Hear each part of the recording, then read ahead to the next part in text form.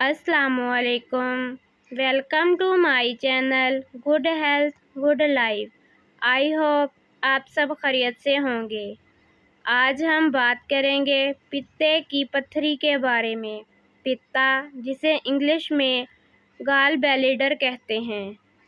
پتے میں پتھری آج کل بہت عام ہو گئی ہے، اکثر لوگوں کو ہو جاتی ہے، لیکن تمام اشخاص کو اس کی تکلیف نہیں ہوتی جس سے اس کی موجودگی کا شبہ یا اندازہ ہو سکے، کیونکہ سمپٹمز کے بغیر بہت سے لوگ اس کا شکار ہو جاتے ہیں، لیکن بہت سے لوگ ایسے بھی ہیں جن کے شدید درد ہوتا ہے۔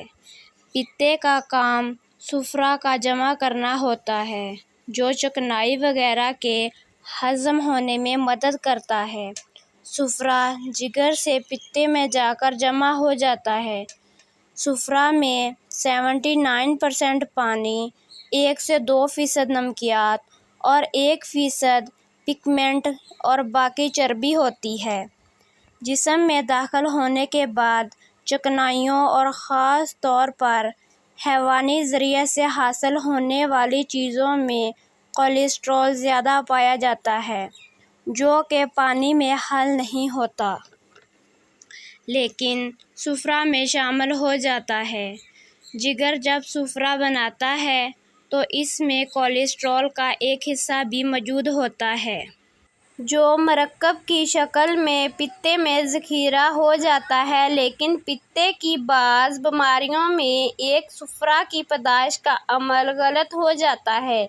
یہ بھی ممکن ہے کہ اگر ابتدا ہی میں کولیسٹرول کی اتنی مقدار پیدا کر دی جائے کہ اس مرکب میں حل کرنا ممکن نہ ہو سکے، یا مرکب کے دوسرے اجزاء ناقص ہونے کی وجہ سے اسے حل پذیر نہ رکھ سکیں۔ لیکن پتھری بنانے میں پتے کا اپنا کردار بھی اہم ہے۔ اگر وہ تندرست ہو تو عام حالات میں پتھری نہیں بننے دیتا۔ پتے میں اگر کسی وجہ سے سوزش ہو جائے تو پھر سوزش والی مقام پر کولیسٹرول جمنا شروع ہو جاتا ہے۔ اندازہ لگایا گیا ہے کہ 90% پیشنٹ کو نہ صرف سوزش ہوتی ہے بلکہ اس کے ساتھ پتے میں پتھریاں بھی ہو جاتی ہیں۔ پتھریوں میں اگر کیلشیم کی مقدار زیادہ ہو تو ایکس رے میں آ جاتی ہیں، ورنہ اس کی تشخیص کا بہترین ذریعہ الٹرا ساؤنڈ ہے، جس کی مدد سے نہ صرف پتھریوں کا پتہ چلتا ہے بلکہ صحیح سائز بھی معلوم کیا جا سکتا ہے۔ واضح رہے کہ پتا انسانی جسم کا تھیلی نما حصہ ہے، جو جگر کے دائیں حصے کی زیر سطح پر موجود ہوتا ہے۔ یہ تھیلی تقریباً 4 انچ لمبی اور 1 انچ چوڑی ہوتی ہے۔ پتے کی پتھری کی علامات واضح طور پر ظاہر نہیں ہوتی۔ اگر انہیں توجہ نہ ملے تو اس کے مسائل بھی بڑھ سکتے ہیں۔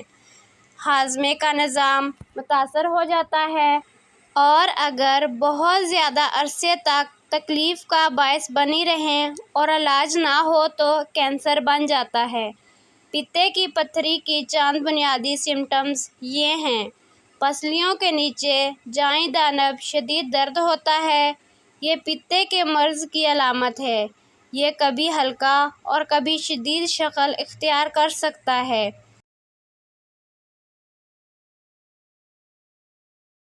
متلی اور قے وغیرہ بھی پتے کی علامت ہو سکتی ہیں۔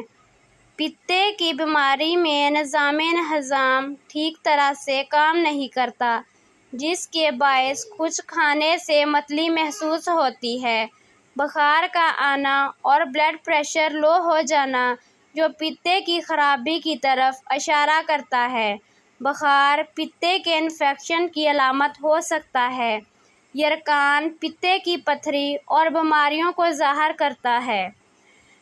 اگر تھوڑی دیر کے بعد حاجت محسوس ہونے کی شکایت ہو تو یہ بھی پتے کی بیماری کی ایک علامت ہے۔ کبھی کبھار بعض مریضوں میں پتھری کی وجہ سے پس پڑ جاتی ہے۔ اس کی وجہ سے شدید پیٹ درد ہوتا ہے۔ عورتوں اور عمر رسید افراد کو پتے کے مسائل درپیش آنے کے خطرات زیادہ ہوتے ہیں۔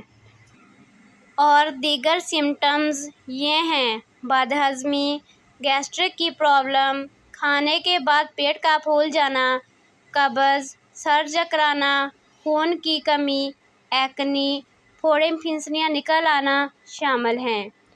موٹے لوگ جن کے خون میں کولیسٹرول کا لیول زیادہ ہو تو اس سے پتے میں پتھریاں بن جاتی ہیں، اور اگر پتے میں سوزش زیادہ عرصے تک رہے تو یہ پتھریوں کا سبب بن سکتا ہے۔